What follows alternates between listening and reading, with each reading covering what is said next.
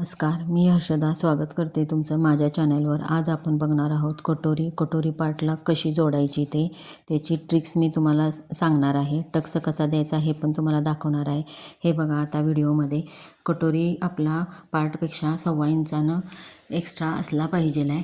जेवढं आपण शिलाई मार्जिन कटिंगमध्ये ठेवलेलं आहे तेवढं शिलाई मार्जिनच असं पकडून आधी आपण कटोरीला पार्ट जोडून घ्यायचा आणि नंतर त्याला टक्स मारायचा. आधी टक्स मारला तर तो हमखास तिरका होणारच.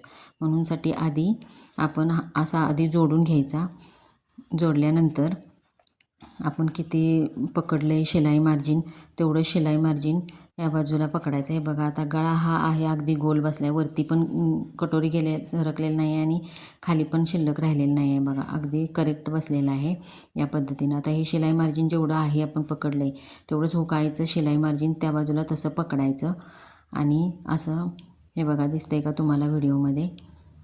आणि नंतर टक्स द्यायचा जो की आपला आहे 1.5 इंच आणि वरती हाईटला 2.5 इंचाचा आहे असा टक्स देऊन घ्यायचा. हे बघा हळूच, कापड खेचायचं नाही अजिबात.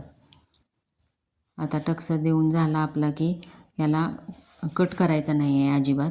याला असा फोल्ड करायचा. कट केल्यानंतर कसं काय होतं आहे की धागे बाहेर निघतात आणि ते धागे उत्सत राहतात सारखे.